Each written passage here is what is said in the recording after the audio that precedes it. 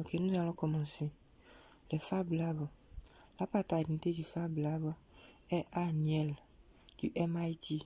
C'est un institut de technologie. La fabrication distribuée, c'est fabriquer localement et partout dans le monde le même objet à partir de fichiers. Un Fab Lab produit des prototypes et des petites séries d'objets. Un Fab Lab plutôt, produit des objets physiques connectés interactifs.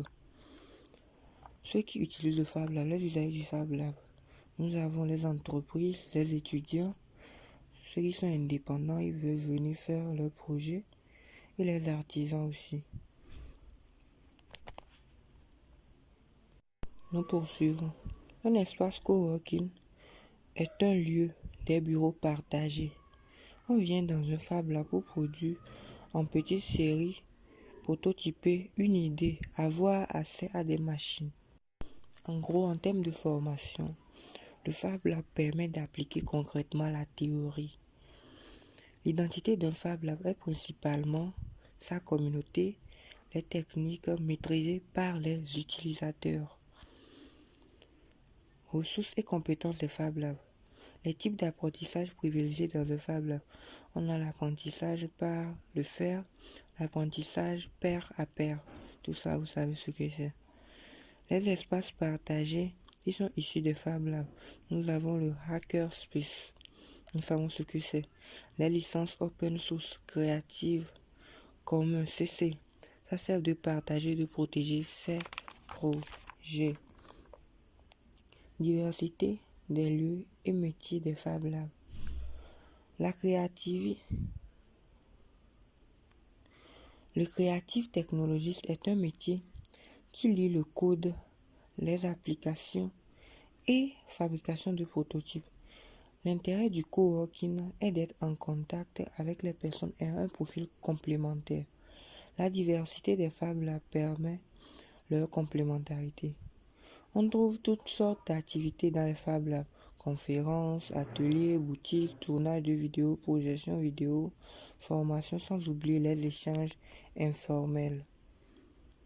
La machine la plus utilisée, on peut utiliser d'autres, mais la plus populaire de Fab Lab, c'est la découpeuse laser. Nous avons aussi les imprimantes 3D, les fraiseuses et puis tout. Maintenant, nous faisons affaire aux machines à commande numérique. Les Fab Labs, c'est parti comme ça. Les Fab Labs révolutionnent le domaine de la production des objets. Vous voyez un peu. Ils rapportent les outils de production des gens. Ils permettent de prototyper rapidement. Un logiciel CAO permet de concevoir les modèles. Déjà, vous vous demandez, c'est qu'un logiciel CAO. Un logiciel CAO permet de concevoir des modèles d'objets. Le CAO, en définition, c'est la conception assistée par ordinateur. Vous voyez le C, le A et le O. L'utilisation d'un modèle permet l'amélioration du projet objet par des tiers, envoyé en quelques secondes par mail, la fabrication de son objet mondialement. Ça, c'est en quelques secondes, ça.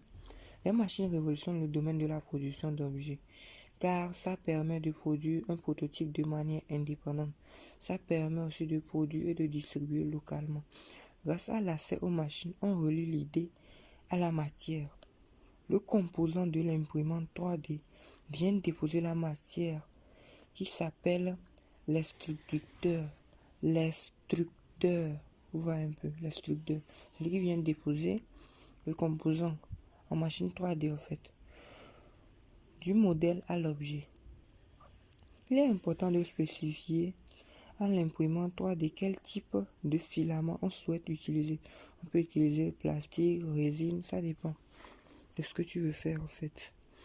Parmi des questions qu'il faut se poser avant de choisir telle ou telle machine pour fabriquer une pièce, il faut envisager les contraintes de la machine, l'épaisseur de la matière à découper, sa taille, etc.